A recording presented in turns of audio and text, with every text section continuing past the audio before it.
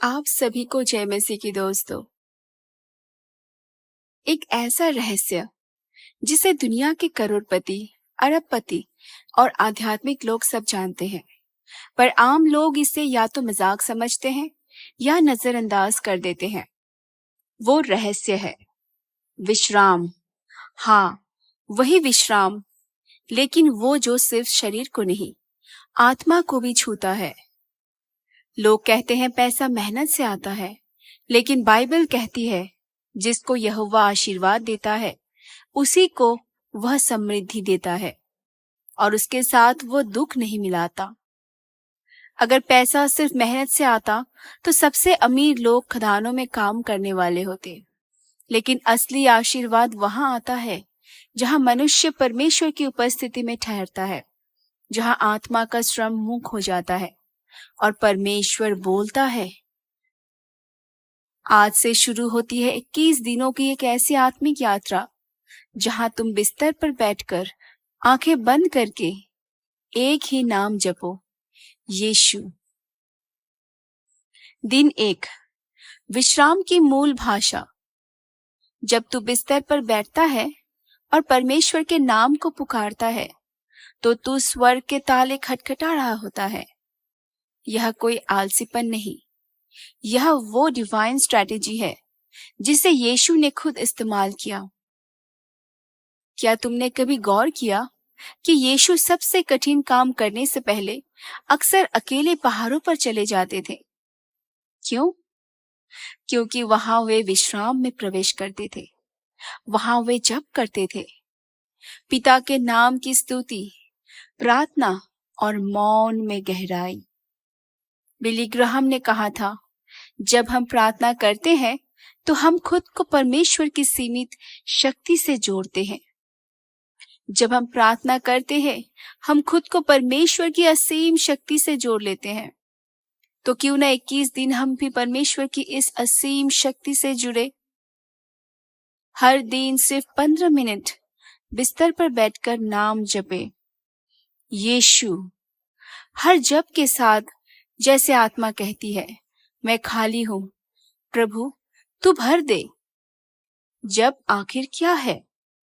जप कोई शब्दों की गिनती नहीं, जप है आत्मा का वो गहरा स्पंदन जहां तुम्हारा रोम रोम सिर्फ प्रभु को पुकारता है। जैसे यीशु तू मेरी रोटी है, यीशु तू मेरा पानी है, यीशु तू ही मेरा खजाना है। हर बार जब ये शब्द भीतर से निकलते हैं तब एक बंधन टूटता है, एक दरवाजा खुलता है और आशीर्वाद नीचे गिरने लगता है। बाइबल क्या कहती है विश्राम और आशीर्वाद के बारे में? शुरू से 6ठे दिन तक परमेश्वर ने सारी सृष्टि बनाई और 7वें दिन विश्राम किया। क्यों? क्या परमेश्वर थक गया था? नहीं, परमेश्वर ने एक रहस्य दिखाया। समृद्ध कर्म से नहीं, विश्राम से आती है।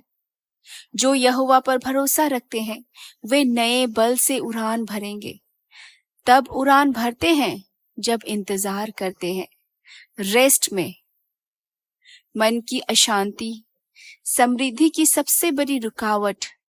बहुत लोग सोचते हैं, हम विश्राम कैसे करें जब ईएमआई देना है, दुकान घाटे में जा रही है, घर में लड़ाई हुई है। पर बाइबल कहते हैं, अपने सब बोझ उस पर डाल दो क्योंकि उसे तुम्हारा ख्याल है। सुनिए, जब आप चिंता करते हैं तो आप परमेश्वर की जगह खुद को प्रोवाइडर मान लेते हैं। लेकिन जब आप विश्राम करते हैं तो आप स्वीकार करते हैं, प्रभु तू मेरी यहोवा जायरे है, मेरी समृद्धि का स्रोत। बिस्तर आलस नहीं, आत्मिक युद्ध का स्थान। बिस्तर आलस नहीं, आत्मिक युद्ध का स्थान। आप सोच रहे होंगे, क्या सचमुच बिस्तर पर बैठकर सिर्फ नाम जप कर कुछ बदल सकता है? जी हाँ, बिस्तर वही स्थान है जहां दाऊद ने प्रभु को पुकारा, दानियल ने प्रभु से रात को प्रार्थना की, यीशु ने थकावट में पिता से मिलन का समय लिया, परमेश्वर को जरूरी नहीं कि हम किसी चर्च में या घुटनों पर हो। वो एक ऐसा हृदय चाहता है जो उसे सच में खोजे। तो फिर तू चाहे जहां भी हो, बस दिल सच्चा रख और जपता रह, यीशु यीशु यीशु। पहला अभ्यास, 15 मिनट का दैनिक आत्मिक बैंकिंग। आज से हर दिन। 1. बिस्तर पर शांति से बैठ जाइए। 2. आंखें बंद कीजिए। 3. धीमे धीमे 15 मिनट तक यीशु नाम का उच्चारण कीजिए। 4. बीच बीच में अपनी आत्मा से कहिए, तू प्रभु है, तू मेरा प्रोवाइडर है, मैं तुझ पर भरोसा करती हूँ। हर बार जब आप ये करेंगे, समझिए आप स्वर्ग की खिड़कियां खोल रहे हैं। ये कोई साधारण अभ्यास नहीं, ये आत्मिक करेंसी, प्रिंटिंग प्रेस है। पैसा नहीं, समृद्धि छप रही है ऊपर से। एक आत्मिक उदाहरण, एलिया का विश्राम। एक राजा। 19 में एलिया जब थककर सो गए, परमेश्वर ने उन्हें जगाया और कहा, उठ, खा, क्योंकि तेरे लिए बड़ी यात्रा बाकी है। तब एक स्वर्गदूत ने उन्हें रोटी और पानी दिया, विश्राम और प्रोविजन एक साथ। आज प्रभु तुझसे वही कहता है, मेरे पुत्र, मेरी पुत्री, उठ और मेरे विश्राम में प्रवेश कर, क्योंकि तेरे लिए समृद्धि की यात्रा तैयार है। आंतरिक आवाज, पैसा बाहर से नहीं, भीतर से आता है। जब तू विश्राम में प्रवेश करता है, तब तू परमेश्वर के प्रोविजन के साथ कनेक्ट होता है। असली पैसा वो नहीं जो बैंक में दिखता है, असली पैसा वह है जो आत्मा में उतरता है। आइडियल्स, फेवर, कनेक्शन, अपॉर्चुनिटीज, ये सब आती है जब तू बिस्तर पर बैठकर सिर्फ प्रभु का नाम जपता है। संकल्प, 21 दिन आत्मा में जप। आज से तू बोले, प्रभु, मैं इन 21 दिनों को तेरे चरणों में अर्पित करती हूँ। मुझे विश्राम में प्रवेश करना है। मुझे आशीर्वाद नहीं, तेरा साथ चाहिए। आज का आत्मिक वचन, यदि तुम विश्राम में प्रवेश करना चाहते हो, तो आज ही उसकी आवाज सुनो। 21 दिनों तक लगातार प्रार्थना करना इतना आसान नहीं होता। पर क्या हो अगर मैं आपसे कहूँ कि अगर आप थक चुके हैं, टूट चुके हैं और अब और मेहनत करने की ताकत नहीं है, तो यही वो समय है जब परमेश्वर कहते हैं, अब मेरा हाथ चलेगा। क्योंकि बाइबल कहती है, जो मेरे विश्राम में प्रवेश करता है, वह अपने कामों से विश्राम पाता है, जैसे परमेश्वर ने अपने कामों से किया। और यही वो चाबी है जिससे स्वर्ग के खजाने खुलते हैं। बिस्तर पर जपना, इसका अर्थ क्या है? ये कोई आलसीपन की शिक्षा नहीं है, यह उस विश्राम की शिक्षा है जिसमें परमेश्वर काम करता है जब तू स्वयं शांत हो जाता है। बिस्तर पर जपना का मतलब है जब सारी दुनिया भाग रही हो, तू प्रभु की उपस्थिति में ठहरा रहे। भजन संगीता 46:10 कहती है, चुप हो जाओ और जान लो कि मैं परमेश्वर हूँ। इसलिए जब तू 21 दिन बिस्तर पर बैठकर या लेटकर अपने हृदय में सिर्फ यीशु का नाम जपता है, यीशु यीशु यीशु, तू आत्मिक रूप से उस विश्राम में प्रवेश करता है जिसमें चमत्कार होते हैं। आर्थिक बदलाव काम से नहीं, विश्वास से आता है। दुनिया कहती है ज्यादा काम कर, ओवरनाइट जॉब कर, नींद छोड़ दे, पर यीशु ने कहा, पहले तुम परमेश्वर के राज्य और उसके धर्म की खोज करो, तो ये सब वस्तुएं तुम्हें मिल जाएंगी। मत्ती 6:33। ये कोई दार्शनिक वचन नहीं, यह एक ईश्वरीय रणनीति है। जब तू परमेश्वर को प्राथमिकता देता है, वह तेरी प्राथमिकताओं को आशीर्वाद से भर देता है। बाइबल में आराम और आर्थिक उन्नति का संबंध। अब ध्यान से सुनो, बाइबल में बहुत बार परमेश्वर ने लोगों को आराम के समय में धन वैभव दिया। 1. इसहाक ने अकाल के समय बोया और उस साल 100 गुना पाया। पर उसने पहले परमेश्वर की वाणी सुनी, फिर बुआई की। नंबर 2, एलिया जब भूखा था तो कौवे उसे खाना लाकर देते थे। क्यों? क्योंकि उसने प्रभु की बात मानी और विश्राम किया। 3, सब्बात के दिन कोई काम नहीं होता था, फिर भी छठे दिन का आटा 2 गुना पड़ता था।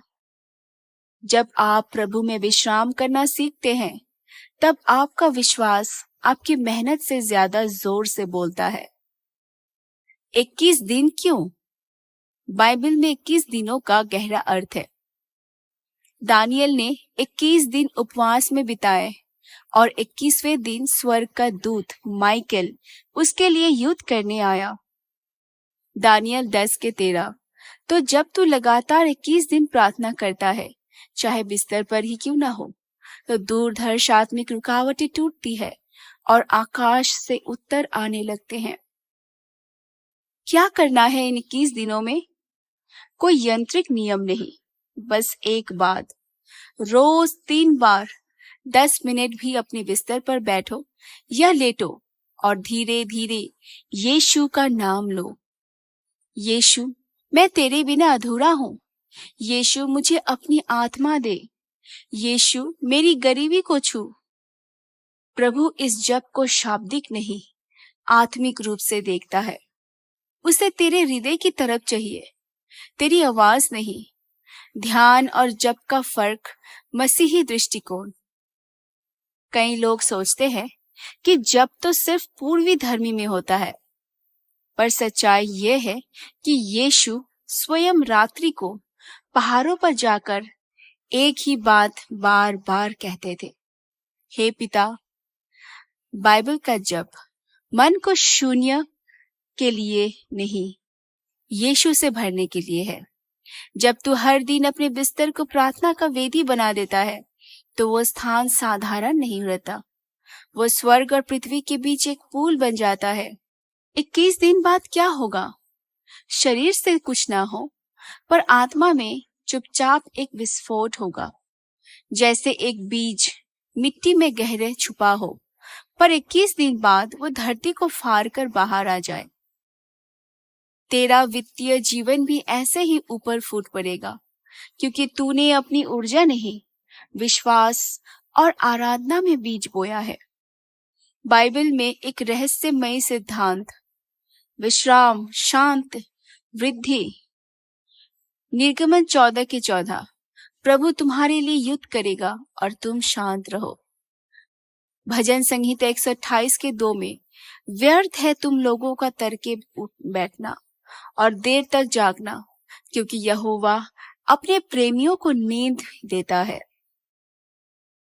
3, नीति वचन 10:22, यहोवा की आशीष से ही धन होता है और वह उसके साथ धोखा नहीं जड़ता।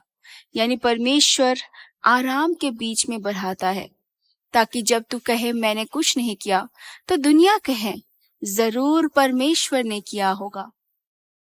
गवाही, जब पैसा अपने आप आया। एक विधवा महिला थी, 3 बच्चे, कोई नौकरी नहीं। हर दिन वो सिर्फ अपने बिस्तर पर बैठकर रोती और कहती, यीशु तू ही सहारा है। 21वें दिन उसके दरवाजे पर एक अजनबी आया और बोला, मुझे परमेश्वर ने भेजा है, यह आपकी जरूरत का जवाब है। उस अजनबी ने 3 महीने का किराया और राशन दे दिया। परमेश्वर आज भी चमत्कार करते हैं, पर वो देखने के लिए तेरे हृदय की मुद्रा देखते हैं, तेरी मुद्रा नहीं। आज एक निर्णय ले, क्या आप तैयार हैं 21 दिनों के आत्मिक विश्राम के लिए? क्या आप अपना बिस्तर, आराम का स्थान प्रभु की उपस्थिति से भरने को तैयार है? क्या आप अपने वित्तीय संघर्ष को प्रभु के चरणों में रखकर बस एक शब्द जप सकते हैं, यीशु तू ही सहारा और मेरा जुटाने वाला है। जब परमेश्वर कहता है मैं दूंगा, 21 दिनों की यात्रा अभी बस आधी चली है, लेकिन जिस आत्मा ने पहले 2 भागों में जप और विश्राम के बीज बोए थे, आज उसे एक और रहस्य मिलेगा। स्वर्ग की अर्थव्यवस्था तब शुरू होती है जब परमेश्वर कहता है मैं दूंगा, मैं दूंगा। बाइबल का रहस्यमय वचन यशायाह 43:19 में लिखा है, देखो मैं एक नया काम करने जा रहा हूँ, अब वो सब होता हुआ दिखेगा। मैं रेगिस्तान में मार्ग बनाऊंगा और त्योहारी स्थानों में नदियां बहाऊंगा। परमेश्वर जब कहता है मैं दूंगा, तो वे केवल देना नहीं रखते, वो परिवर्तन की युक्तियां देते हैं। बिली ग्राहम कहते थे, When God begins to give, He doesn't just drop a coin, He opens the treasury. 2 दिनों के बीच क्यों इतना महत्व है? दानियल उपवास में 21 दिन की अवधि तक खो गया था और उस 21वें दिन स्वर्ग का एक स्वर्गदूत आया। इसका महत्व यही है। ये समय विश्राम, विश्वास, संघर्ष, तैयारी और स्वर्गीय समर्थन के बीच ताला खोलने जैसा है। तुमने पहले 2 दिनों का बीज बोया है, जब प्लस विश्राम, और आज परमेश्वर कहता है मैं हूं से अर्थव्यवस्था शुरू होती है। ईश्वर ने स्वयं कहा, मैं हूं जो मैं हूं। मैं हूं वो नाम है जिसे इंसान समझ नहीं सकता, पर प्रकाश, शक्ति, सुरक्षा और धन की जंजीरें उसी नाम से खुलती है। आप जब बिस्तर पर यीशु नाम जप रहे हैं, तो आप उसी मैं हूं के स्वर में खो जाते हैं और परमेश्वर उस नाम से आर्थिक अर्थव्यवस्था को सक्रिय कर देता है। पैसा मिला नहीं, प्राप्त हुआ स्वर्गीय अर्थव्यवस्था में। पैसा मिली चीज नहीं, वह प्राप्ति होती है। गलतियों 6:7-9 में लिखा है, जो बोएंगे वही काटेंगे। 21 दिन तक जप और विश्राम भीतर बोना है, तो परमेश्वर 10 गुना लौटाने का वचन रखते हैं। आत्मा में पैसा नहीं, अर्थव्यवस्था बदलती है। पैसा छूने से पहले तुम्हें परमेश्वर की अर्थव्यवस्था में विनिमय छूना होगा। जैसे अमेरिकी लेखक ने गहराई से लिखा, वह विनिमय है विश्वास, ध्यान, धन्यवाद, जप, प्लान, विश्राम। जब ये स्वर्ग की मुद्रा बन जाती है, तो स्वर्गीय बैंकिंग शुरू हो जाती है। बिस्तर पर जप के 3 महत्वपूर्ण परिणाम। हृदय की स्थिति बदलती है। मानसिक तनाव से आत्मिक विश्वास तक हृदय का सफर होता है। नेक्स्ट, दिव्य आइडिया और समाधानों का आगमन। समस्याओं पर जब जवाब आध्यात्मिक दृष्टि से मिलते हैं, जैसे दानियल की स्थिति बदल गई, फिर परमेश्वर रास्ते खोलना शुरू करता है। नौकरी, निवेश, जॉब ऑफर या चमत्कार मिलते गलते हैं, जो सिर्फ आर्थिक नहीं, आत्मिक समर्थन होते हैं। बिली ग्राहम का वचन, God's abundance is not measured by your bank account, but by His presence in your heart. जब परमेश्वर आपके भीतर रहते हैं, आपकी अर्थव्यवस्था खुद चल पड़ी है। आत्मिक चुनौती, अब सिर्फ 10 दिन बचे। 21 दिन में पहला हफ्ता बीत गया और तुमने छुपकर विश्राम कर पर विश्वास से अपनी आत्मा को खोदा। अब अगला तेरा कार्य होगा, रोजाना बिस्तर पर बैठना, यीशु नाम बोलना, 5 मिनट सिर्फ परमेश्वर की उपस्थिति भोजन करना, जब तक ये 10 दिन पूरे नहीं होते। स्वर्ग की अर्थव्यवस्था पूरी तरह से सक्रिय नहीं होती। आत्मिक उदाहरण, दानियल की देरी और अंत में विजय। दानियल को 21 दिन तक स्वर्गीय युद्ध होना पड़ा, लेकिन उस 21वें दिन उसका लड़का आया, मदद लाया। आज आप 21 दिन के बीच में हैं, जब परमेश्वर का लड़का आपके लिए आने वाला है। क्या आप तैयार हैं? 10 दिनों के बाद, जब आप इन 10 दिनों का धैर्य और विश्वास से बिताते हो, तब स्वर्ग आपकी राह में और धन राह खोलता है। मार्गदर्शन, विश्वास, विश्राम में छुपा धन।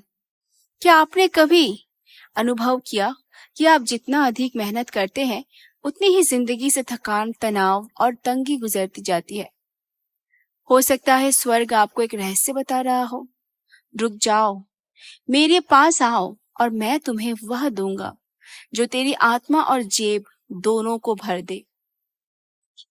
बाइबल कहती है, परमेश्वर ने 7वें दिन विश्राम किया। लेकिन क्या आपने कभी सोचा है कि वह दिन विश्राम का नहीं, संपत्ति के द्वार खोलने का था? एक परमेश्वर का विश्राम केवल नींद नहीं, एक सामर्थ्यपूर्ण आज्ञा। परमेश्वर ने काम के 6 दिन बिताए, लेकिन 7वां दिन पवित्र कहा, क्योंकि उस दिन स्वर्ग की अर्थव्यवस्था चालू होती है। बिली ग्राहम ने कहा था, resting in God's presence is not laziness, it's where our faith learns to breathe. जब आप बिस्तर पर परमेश्वर को पुकारते हैं, तो वह आपको दौड़ने के लिए नहीं कहता, वह आपको अपने चरणों में बैठने के लिए बुलाता है, ताकि वह आपके लिए दौड़ सके।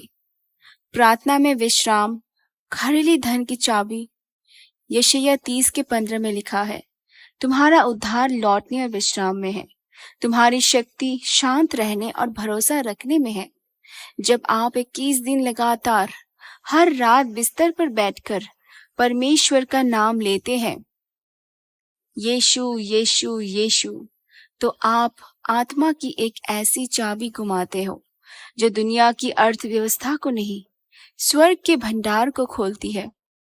परमेश्वर के नियम और स्वर्गीय बैंकिंग, जैसे इस पृथ्वी पर बैंक में पैसा रखने के नियम होते हैं, जैसे खाता खोलना, KYC, पासवर्ड, वैसे ही स्वर्ग के बैंक में भी नियम है।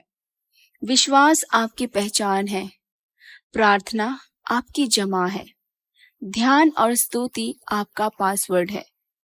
विश्राम वो ब्रांच है जहां से ट्रांजैक्शन होता है। जब आप अपने बिस्तर को वेदी बना देते हो, तो वह जगह स्वर्गीय लेन देन का केंद्र बन जाती है। रातों में बोया गया बीज दिन में फसल बनता है। भजन संहिता 127:2। वह अपने प्रियो को निंद्रा में सब कुछ देता है। इसका अर्थ है, जब आप विश्राम में हैं, तब स्वर्ग का स्वामी काम कर रहा होता है। जब आप दिन भर में कुछ ना देख पाए, रात में विश्राम और जब से ऐसा बीज बोते हैं जो अलौकिक रूप से धन में बदलता है। परमेश्वर का जादुई संतुलन ना मेहनत से, ना हाथ फैलाने से आते हैं। बिली ग्राहम कहते हैं, true prosperity comes when we kneel and when we hustle. जब आप झुक जाते हैं, परमेश्वर खड़ा हो जाता है आपके लिए।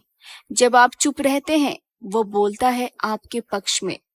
जब आप थक कर लेट जाते हैं, वो काम करने लगता है। क्यों? क्योंकि परमेश्वर केवल श्रद्धा नहीं देखता, वह विश्वास का विश्राम भी देखता है। यह आत्मिक गणित है, जितना रुकोगे उतना पाओगे। संसार में गणना है, अधिक काम, अधिक पैसा, और स्वर्ग में गणना है, अधिक विश्राम, शान, अधिक आशीष। यह परमेश्वर के रहस्य है।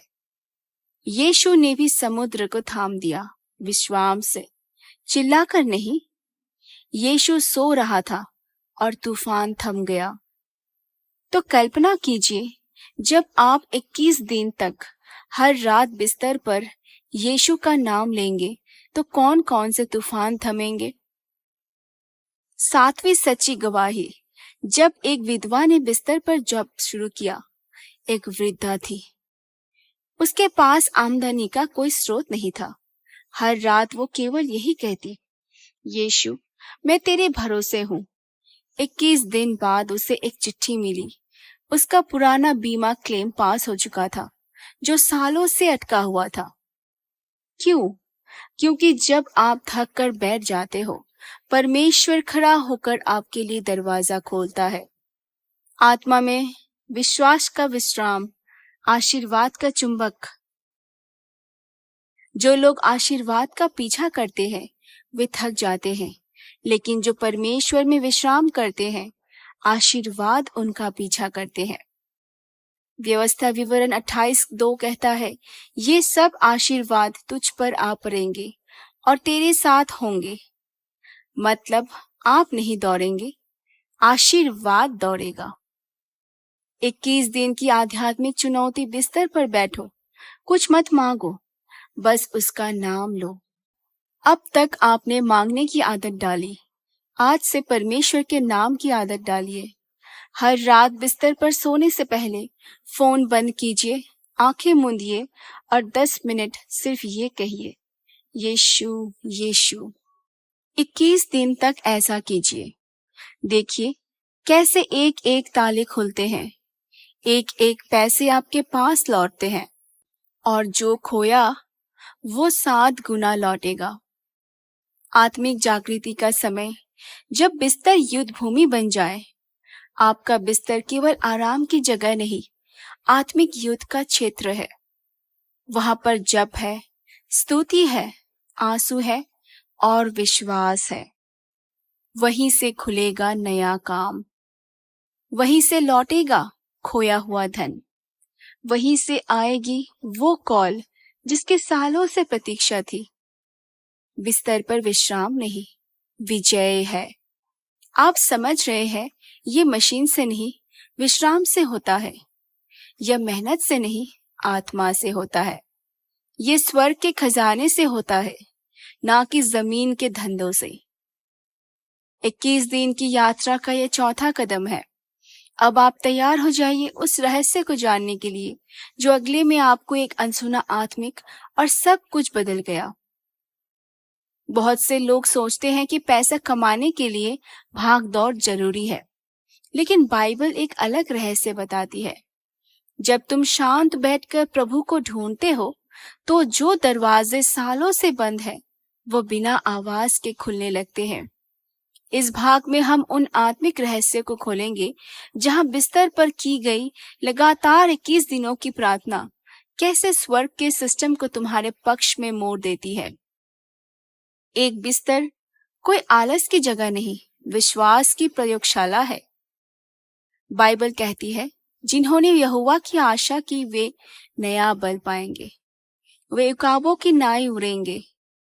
यह बल किसी जिम से नहीं आती, यह बल उस समय आता है जब तुम रात के सन्नाटे में बिस्तर पर लेटकर प्रभु से बात करते हो।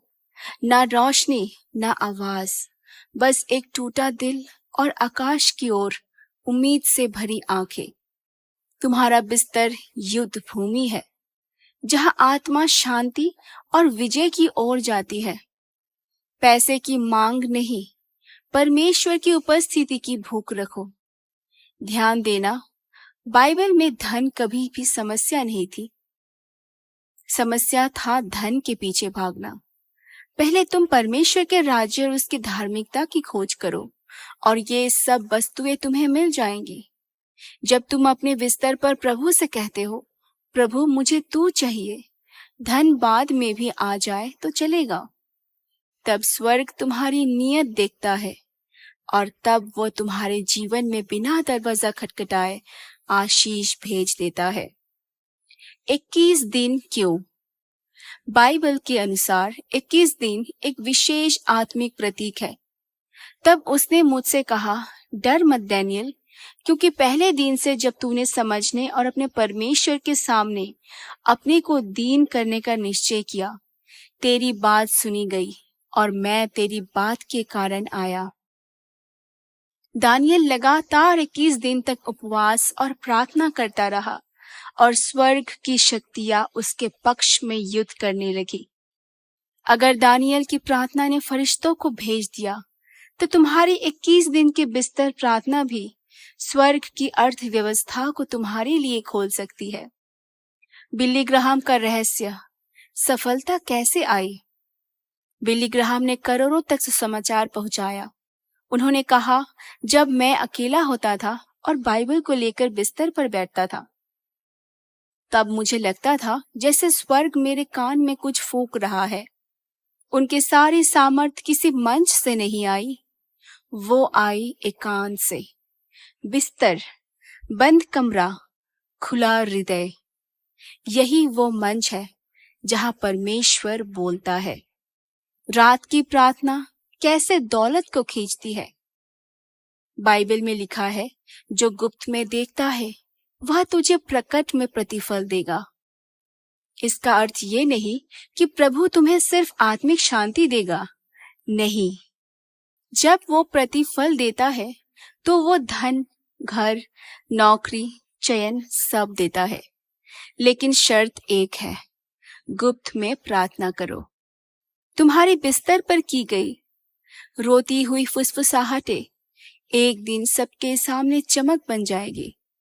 छठी रात की आशीषें दिन की कमाई बन जाएगी। तू लेटे समय भी मुझसे बोल और मैं तुझसे रात को रहस्य प्रकट करूंगा। जब तुम बिस्तर पर प्रभु के साथ रहते हो, तब वह तुम्हें व्यापारिक दिशा, आर्थिक समझ, निवेश की बुद्धि और नए अवसरों की सूझबूझ देता है। एक व्यक्ति की गवाही, मैं 21 दिन तक हर रात बिस्तर पर जपता रहा, प्रभु से कहता रहा, मैं नहीं जानता आगे क्या करूं। 22वें दिन मुझे एक पुरानी जान पहचान से कॉल आया और उसी से मेरी जिंदगी की पहली कंपनी शुरू हुई। आज मैं 18 लोगों को रोजगार दे रहा हूं। क्या करें इन 21 दिनों में? हर रात सोने से पहले 10 मिनट प्रभु का धन्यवाद करो। प्रभु से मांगने से पहले उसे सुनो। बिस्तर को गिरजाघर मानो। बीच रात में उठो और कुछ पल उसकी उपस्थिति में चुप रहो। जोर से नहीं, आत्मा से बोलो, प्रभु मैं तेरे बिना कुछ नहीं। बदलाव कैसा महसूस होगा? शुरुआत में लगेगा कि कुछ नहीं हो रहा। तुम्हें लगेगा क्या मैं समय बर्बाद कर रहा हूं? लेकिन 7वें दिन के बाद शांति गहराने लगेगी। 14वें दिन कुछ अदृश्य बदलाव शुरू होंगे और 21वें दिन तक तुम कहोगे, मैं वह इंसान नहीं रहा जो 3 हफ्ते पहले था, क्योंकि अब तुम्हारे भीतर प्रभु की सोच है। और जब उसकी सोच आती है तो गरीबी, डर और निराशा का साम्राज्य टूट जाता है। बिस्तर पर जब तुम एक आवाज बोलते हो तो स्वर्ग उसका प्रतिध्वनि बनाता है। यह 21 दिन तुम्हारे लिए एक नया अध्याय हो सकते हैं। यह कोई फॉर्मूला नहीं, यह आत्मा का एक अनुशासन है जो प्रभु को तुम्हारे जीवन में केंद्र में लाता है। और जब वो केंद्र में होता है तो पैसा तुम्हें खोजना शुरू कर देता है। जपो 21 दिन लगातार। जब स्वर्ग का खजाना खुलता है, आशीर्वाद की वर्षा और आत्मिक यात्रा का निमंत्रण। 21 दिन बीत चुके हैं। एक आत्मा ने परमेश्वर को विश्राम में पुकारा, विश्वास के साथ प्रतीक्षा की और अब वह स्वर्गीय समय आ पहुंचा है। जब स्वर्ग केवल सुनता नहीं, उत्तर आता है। यही वो क्षण है जब बंद दरवाजे खुलते हैं, सूखे कुएं से जल फूट पड़ता है और वह आत्मा जो रातों को रोई थी अब परमेश्वर की हंसी से भर जाती है। जब कोई खिड़की नहीं खुलती, परमेश्वर पूरा आकाश खोल देता है। बाइबल में मलाकी 3:10 में लिखा है, परमेश्वर कहता है, मुझे परख कर देखो कि मैं तुम्हारे लिए आकाश के झरोखे खोल दूंगा और तुम्हारे ऊपर आशीष ऐसी बरसाऊंगा कि संभाले न संभलोगे। जब इंसान अपनी योजनाएं छोड़कर परमेश्वर की उपस्थिति में विश्राम करना सीखता है, तब वह स्वर्गीय खुलापन शुरू होता है। न केवल आशीर्वाद आता है, बल्कि आत्मा का स्वरूप बदल जाता है। बिली ग्राम ने कहा था, परमेश्वर की देरी उसकी अस्वीकृति नहीं होती, वह हमें तैयार करता है ताकि हम उसके आशीर्वाद को ढंग से संभाल सके। 21 दिन का रहस्य, जप और विश्राम से उत्पन्न एक परिवर्तन। जब कोई बिस्तर पर बैठकर चिंता नहीं, चुप्पी नहीं, बल्कि विश्वास से जप करता है, एक ऐसा जप जो भीख नहीं आभार है, तो स्वर्ग उसकी ओर झुकता है। जैसे हन्ना ने मंदिर में चुपचाप रोकर प्रभु को पुकारा था, वैसे ही तूने बिस्तर पर अपनी आत्मा उड़ेली। जैसे याकूब ने अकेले में परमेश्वर से कहा था, जब तक तू मुझे आशीर्वाद ना दे मैं तुझे ना छोड़ूंगा, वैसे ही तूने अपनी रातें चीर डाली, अपने दिन त्याग दिए। अब परमेश्वर की घड़ी चल पड़ी है। जब प्रोविजन आता है तो वह केवल धन नहीं होता, प्रोविजन यानी परमेश्वर की पूरी योजना। अब परमेश्वर की घड़ी चल पड़ी है। जब प्रोविजन आता है तो वह केवल धन नहीं होता। प्रोविजन यानी परमेश्वर की पूरी योजना। उसमें केवल पैसे नहीं होते बल्कि शांति होती है। सही लोग आते हैं, सही अवसर खोलते हैं। ऐसे चमत्कार होते हैं जो इंसानी नियंत्रण से बाहर होते हैं। यूहन्ना 10:10 मैं इसलिए आया कि वे जीवन पाए और बहुतायत से पाए। बहुतायत का अर्थ केवल पैसों की अधिकता नहीं, आत्मा, संबंध, स्वास्थ्य, भविष्य सबका फलदायक होना ही स्वर्गीय समृद्धि है। आत्मिक नोट, जब तेरा उद्देश्य परमेश्वर बन जाए, पैसा तेरे पीछे भागेगा। यदि तू बिस्तर पर केवल इसलिए बैठा कि पैसा मिले, तो तू सौदा कर रहा है। लेकिन अगर तू इसलिए बैठा कि परमेश्वर मिले, तो तू प्रेम कर रहा है। और परमेश्वर कभी उस प्रेम को अनसुना नहीं करता। बिली ग्राहम कहते हैं, यदि तुम परमेश्वर की योजना को पहले रखोगे, तो वो तुम्हारी जरूरतों को ऐसे पूरा करेगा जैसे तुमने सोचा भी नहीं होगा। ये सिर्फ आशीर्वाद नहीं, नई पहचान है। अब जब तुम 21 दिन बाद पीछे मुड़कर देखते हो, तो केवल प्रोविजन नहीं दिखता, बल्कि एक बदला हुआ मैं दिखता है। तुम अब वो नहीं जो 21 दिन पहले थे। तुम्हारी आत्मा अब सशक्त है। तुम्हारे विचार अब स्वर्ग सिंचित है। तुम्हारा हृदय अब धन की गुलामी से नहीं, विश्वास की आजादी से बंधा है। तुम अब एक प्रमाण है कि जब कोई इंसान परमेश्वर को प्राथमिकता देता है, तो परमेश्वर उसे असाधारण बना देता है। अब तुम्हारा समय है। ये आशीर्वाद तुम पर रुकने के लिए नहीं है। इस आत्मिक यात्रा का अंतिम पड़ाव केवल तुम्हारे लिए नहीं है। तुम अब केवल आशीष पाने वाला नहीं, आशीष बांटने वाला बन गए हो। परमेश्वर ने तुम पर जो खोला है, अब उसे औरों तक पहुंचाने का समय है। एक आत्मिक निमंत्रण, एक परिवार बनकर आगे बढ़ने का प्रिय आत्मा। यदि इस 21 दिन की आत्मिक यात्रा ने आपको छू लिया, यदि किसी एक वाक्य ने आपको थाम लिया, यदि आपने किसी एक पल में प्रभु का अनुभव किया, तो ये मात्र एक वीडियो नहीं था, यह एक आह्वान था। आपसे, आपकी आत्मा से और आपके भविष्य से। इसीलिए हम आपसे विनती करते हैं, इस आत्मिक यात्रा को अपने परिवार तक पहुंचाए। इस आशीर्वाद को दूसरों से मत छुपाए। इस गवाही को अपने मित्रों और समाज में बांटे। और यदि आप इस आत्मिक परिवार का हिस्सा बनना चाहते हैं, तो कृपया इस चैनल को सब्सक्राइब जरूर से कर ले। ये सिर्फ एक चैनल नहीं, यह एक चलती आत्मिक क्रांति है। जब आप सब्सक्राइब करते हैं, तो किसी नोटिफिकेशन का हिस्सा नहीं बनते। आप एक ऐसे समुदाय का हिस्सा बनते हैं जो परमेश्वर की उपस्थिति में जी रहा है। तो आइए दोस्तों, हम समर्पण की प्रार्थना करके आज की वीडियो को हम यहीं समाप्त करते हैं। हे परमेश्वर, तूने जिस आत्मा को इन 21 दिनों में बुलाया, सशक्त किया और नया किया, उसे कभी पीछे न जाने देना। तू उसकी आत्मा को अपना खजाना बना दे। अब जब वो उठे, तो उसके साथ स्वर्ग भी उठे। यीशु मसीह के नाम में, आमीन। यदि ये आत्मिक श्रृंखला आपके हृदय को छू गई है, तो आप अकेला नहीं, आप चुना गए हैं। पैसा छापने से पहले आत्मा को परमेश्वर के सामने झुकाना पड़ता है, और जिसने ये झुकना सीख लिया, उसने सबसे बड़ा खजाना पा लिया। यीशु की सोच, आत्मिक यात्रा का निमंत्रण। भविष्य की और भी गहराइयों के लिए इस आत्मिक परिवार का हिस्सा बने। और कमेंट्स में अगर आपकी कोई प्रार्थना की रिक्वेस्ट है, तो पिन जरूर करें, और हम आप सभी के लिए दुआ करेंगे। परमेश्वर आपको इस वचन पढ़ाए और सुनाए में बहुतायत से आशीष दे।